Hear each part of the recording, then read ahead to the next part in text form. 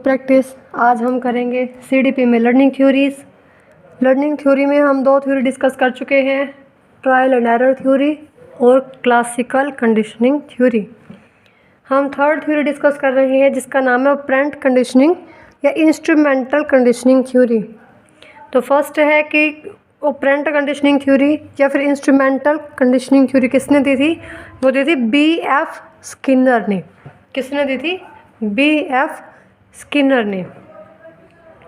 और ये थ्योरी जो है वो एक टाइप से अपोजिट कह सकते हैं हम क्लासिकल कंडीशनिंग थ्योरी और हमारी ट्रायल एंड एरर थ्योरी का, क्योंकि वहाँ पर जो है स्टिमुलस रिस्पॉन्स थ्योरी थी। मतलब स्टिमुलस रिस्पॉन्स था, पहले स्टिमुलस था उसको देखकर रिस्पॉन्स कर रहे थे। फॉर एग्जांपल अगर ट्रायल एंड एरर थ्योरी की बात करें तो वहाँ पर कैट के सामने जो है वो स्टिमुलस के तौर पर खाना था, जिसको देखकर वो रिस्पॉन्स कर रही थी कि मैं लीवर दबाऊं ताकि मैं पिंजरे से बाहर आ जाऊं।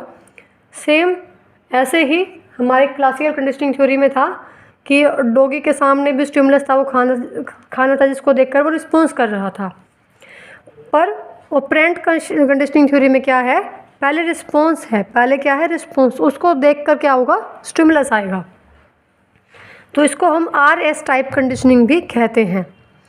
तो ऑपरेंट कंडीशनिंग थ्योरी हमारी हो गई जिसमें रिस्पॉन्स स्टिमुलस है, मतलब पहले रिस्पॉन्स है उसको देखकर स्टिमुलस आएगा। पहले रिस्पॉन्स है उसको, जब रिस्पॉन्स हम किस चीज़ का देंगे उसको करके ही स्टिमुलस जो सामने आएगा।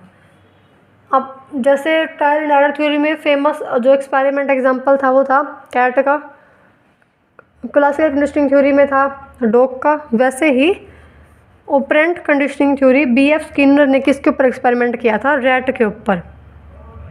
वैसे मेरी ड्राइंग कुछ खास अच्छी नहीं है, मैंने बनाया तो चूहा था, पता नहीं क्या बन गया ये। तो चलो फिर, हमने तो क्या एनिमेशन से याद ही रखनी चीज़ें मैं बनाई, तो इस चक्कर में देखिए रैट से वो चीज़ याद रहेगी, एनिमेशन से ज़्यादा अच्छी चीज़ें याद रहती हैं। तो बनाया तो सही था पर पता नहीं क्या बन गया। चलो, है तो रैट है भैया, रैट समझ लेना इसको। तो किसके ऊपर एक्सपेरिमेंट किया था? रैट के ऊपर। तो रैट के ऊपर एक्सपेरिमेंट किया था तो उसमें क्या था कि रैट को एक पिंजरे में बंद कर दिया गया, सेम जैसे हमने कैट को किया था। रैट को एक पिंजरे में बंद कर दिया गया और जैसे उस कैट वाले पिंजरे में लीवर था, सेम ऐसे ही रैट वाले पिंजरे में भी लीवर था। तो जिस चूहे को बंद किया था पिंजरे में उसमें लीवर था, और लीवर को प्रेस करने के बाद खाना सामने आना था। अब इसमें थोड़ी सी चेंजिंग क्या है, जैसे कि उस कैट वाले केस में क्या था, उस बिल्ली वाले केस में खाना ऑलरेडी सामने था, उसको सिर्फ रिस्पॉन्स करके उस स्टिमुलस तक पहुंचना था। पर यहाँ पर क्या है, जैसे वो रिस्पॉन्स करेगा, मीन्स जैसे वो लीवर को प्रेस करेगा उसके बाद क्या आएगा? स्टिमुलस सामने आएगा। उससे पहले उसके सामने स्टिमुलस नहीं है, उससे पहले रैट के सामने कोई खाना नहीं है। जैसे वो रिस्पॉन्स करेगा, उस लीवर को दबाएगा, तो लीवर दबाने के बाद उसके सामने क्या? खाना आएगा, वो स्टिमुलस आएगा। तो ये एक्सपेरिमेंट था कि जब उस रैट को पिंजरे में बंद कर दिया गया तो उस पिंजरे में लीवर था, पर जैसे उसमें नहीं पता था, यहाँ पर भी चूहे को नहीं पता है कि उसमें लीवर है और लीवर प्रेस करने के बाद खाना सामने आएगा। चूहा ऐसे ही मतलब उस पिंजरे से निकलने के लिए ही अपने हाथ पैर मार रहा है कि मैं इस पिंजरे से निकल जाऊं, हालांकि उसको नहीं पता कि यहाँ पर कोई लीवर भी है, लीवर प्रेस करने से मेरे सामने खाना भी आएगा। तो वो अपने हाथ पैर वैसे ही मार रहा है, गलती से जो उसका हाथ है वो जो है लीवर पर प्रेस हो गया, मीन्स लीवर दब गया, और लीवर प्रेस होने से ही खाना सामने आ गया। तो उसे पता चल गया कि लीवर प्रेस होने के बाद खाना सामने आएगा।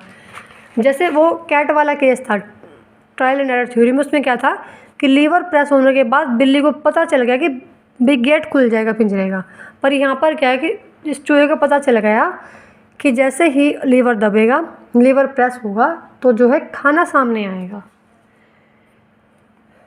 तो चूहे की ने रिस्पॉन्स किया, रिस्पॉन्स क्या किया? वो लीवर दबाया। तो चूहे को पता चल गया जैसे ही मैं रिस्पॉन्स करूँगा, मतलब लीवर दबाऊँगा, तो मेरे सामने स्टिमुलस मीन्स खाना आएगा। इसीलिए हम इसको रिस्पॉन्स स्टिमुलस थ्योरी भी कहते हैं। जब रिस्पॉन्स होगा उसके बाद स्टिमुलस सामने आएगा, तो रिस्पॉन्स होने के बाद जो है स्टिमुलस सामने आएगा। तो ये थी हमारी रिस्पॉन्स स्टिमुलस थ्योरी। अगर क्वेश्चन हो कि रिस्पॉन्स स्टिमुलस थ्योरी कौन सी है, तो वो है हमारी ऑपरेंट कंडीशनिंग थ्योरी, जो किसने दी थी? B.F. स्किनर ने दी थी। उसके बाद है सबसे मेन बात इसमें क्या है ऑपरेंट कंडीशनिंग थ्योरी में, रेनफोर्समेंट की। रेनफोर्समेंट की हमने बात की थी कि रेनफोर्समेंट क्या होता है, जब हम किसी चीज़ से मोटिवेट होते हैं, मतलब अगर हमने कोई अच्छा काम किया है तो अगर हमें उस चीज़ के लिए रिवॉर्ड मिलेगा तो हम मोटिवेट होंगे ना, हम वो चीज़ वापस करेंगे। और अगर हमें उस चीज़ के लिए पनिशमेंट मिलेगी तो हम उस चीज़ को वापस नहीं करेंगे। तो रेनफोर्समेंट वो होती है जब हम उस चीज़ को करने के लिए मोटिवेट होते हैं, जब हमें उस चीज़ के करने के पीछे रिवॉर्ड मिलता है। तो रेनफोर्समेंट दो टाइप से है।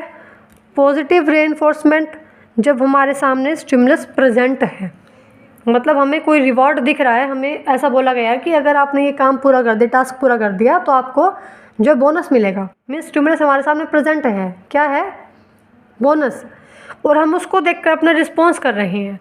तो अगर हमारे साथ जो पॉजिटिव अगर रेनफोर्समेंट होगा तो जो हमारा बिहेवियर इंक्रीज मीन्स बढ़ेगा, हम अच्छा काम करेंगे, वो चीज़ वापस करनी शुरू करेंगे।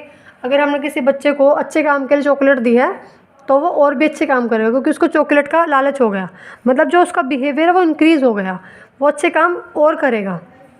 तो अगर पॉजिटिव रेनफोर्समेंट, अगर पॉजिटिव अच्छी मतलब शाबाशी मिल रही है बच्चे को तो बिहेवियर बढ़ेगा। और अगर नेगेटिव रेनफोर्समेंट का मतलब यहाँ पर बिहेवियर तो इंक्रीज़ होगा, पर मेन बात है यहाँ पर हमारे सामने स्टिमुलस प्रेजेंट था और स्टिमुलस हमारी हेल्प कर रहा था, ठीक है, वो चीज़ तक पहुँचने में। पर यहाँ पर जो है स्टिमुलस क्या है, हमारे सामने परेशानी क्रिएट कर रहा है। मतलब अगर कोई ऐसी जो है टास्क के सामने ऐसा कुछ रिवॉर्ड रखा जाए जो हम मतलब हमें मोटिवेट करने के बजाय हमारे सामने परेशानी बना रहा है, परेशानी क्रिएट कर रहा है, तो हम पहले उस स्टिमुलस को रिमूव करेंगे, उसके बाद हम अपने टास्क को पूरा करेंगे।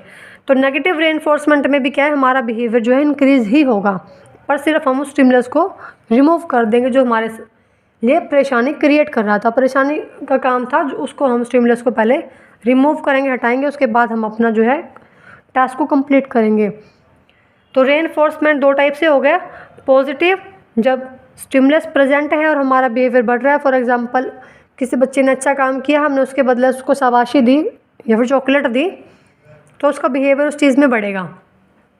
और नेगेटिव रेनफोर्समेंट, जब कोई चीज़ हमारे सामने परेशानी क्रिएट कर रहा है, कोई स्टिमुलस है, तो फिर हम उसको रिमूव करके अपना जो है मोटिवेट तो हम उस चीज़ से हैं ही, सिर्फ हमारे सामने जो चीज़ स्टिमुलस रखा गया है वो हमारे लिए परेशानी क्रिएट कर रहा है, परेशानी का काम बन रहा है, इस वजह से हम पहले उसको हटा रहे हैं, उसके बाद अपना काम कर रहे हैं। उसके बाद है पनिशमेंट बिहेवियर डिक्रीज। अब सीधी सी बात है, किसी बच्चे ने कोई काम किया, उसके बदले उसको पनिशमेंट मिले तो वो काम वापस नहीं करेगा ना, तो उससे क्या है, उसका बिहेवियर डिक्रीज़ हो गया। और अगर रिवॉर्ड मिला तो उसका बिहेवियर क्या होगा, इंक्रीज़ होगा। अब जैसे रेनफोर्समेंट का मोटिवेशन, अब हमारे चैनल ही लेके चलो, हमारे चैनल पे अगर आप लाइक करते हो तो मोटिवेशन मिलता है कि हाँ भाई हमारा किसी को समझ में आ रहा है, मतलब आपका जो लाइक, आपका जो सब्सक्राइब है वो हमारे लिए मोटिवेशन हो गया। लाइक सब्सक्राइब से क्या होगा कि मुझे मोटिवेशन मिलेगा कि हाँ भी मुझे काम और करना चाहिए। तो रेनफोर्समेंट, जहाँ पर मोटिवेशन मिलता है काम को करने का, हमारा बिहेवियर बढ़ता है। अगर आप हमारी वीडियो को लाइक कर रहे हो तो मुझे मोटिवेशन मिलेगा, मैं और वीडियो मतलब अपलोड करने की कोशिश करूँगी। तो प्लीज़ हमारी वीडियो को लाइक करें अगर आपको पसंद आ रही है, क्योंकि वीडियो आपकी लाइक से ही मुझे मोटिवेशन मिल रहा है। तो हमारी वीडियो को लाइक करें और सब्सक्राइब करें। और बिहेवियर डिक्रीज़ कब होगा, जब हमें पनिशमेंट मिलेगी। अब किसी बच्चे ने कोई काम किया था, पनिशमेंट मिल गई उसके काम के लिए, तो फिर वो आगे से उस काम को नहीं करेगा, मतलब बिहेवियर क्या हमारा कम डिक्रीज़ हो गया, वो आगे नहीं करेगा। और अगर अच्छी चीज़ मिलेगी, मोटिवेशन मिलेगा, तो फिर जो है वो उसका बिहेवियर जो है इंक्रीज़ होगा। तो रेनफोर्समेंट हो गया पॉजिटिव नेगेटिव, दोनों ही केस में बिहेवियर इंक्रीज़ होगा। सिर्फ एक टाइम हमें स्टिमुलस हेल्प कर रहा है और एक टाइम हमें जो है स्टिमुलस परेशानी का कारण बन रहा है, जिस वजह से हम उसको रिमूव करके अपने काम को कंटिन्यू कर रहे हैं। आगे है शेड्यूल ऑफ रेनफोर्समेंट। जैसे अभी तक हमने किया था कि रेनफोर्समेंट के टाइप पॉजिटिव और नेगेटिव, आगे हम करेंगे शेड्यूल। रेनफोर्समेंट दो टाइप का होता है, एक तो कंटिन्यूस रेनफोर्समेंट और एक पार्शियल और इनटर्मिनेंट रेनफोर्समेंट। कंटिन्यूस रेनफोर्समेंट तो वो होता है जिसके अंदर हम कंटिन्यूसली मोटिवेट हो रहे हैं। फॉर एग्जांपल किसी बच्चे ने आज अच्छा काम किया, हमने उसको आज चॉकलेट दी, कल अच्छा काम फिर किया, हमने कल भी चॉकलेट दे दी, मतलब वो कंटिन्यूसली चला जा रहा है वो चीज़।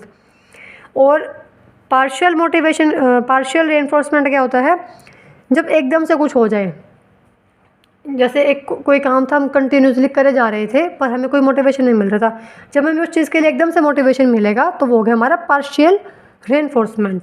जब कंटिन्यूस मिल रहा है तो कंटिन्यूस रेनफोर्समेंट, और जब मैं पार्शियली मीन्स एक चीज़ के लिए एकदम से अगर हमें कोई मोटिवेशन या फिर कोई रिवॉर्ड मिले तो हो गया पार्शियल रेनफोर्समेंट।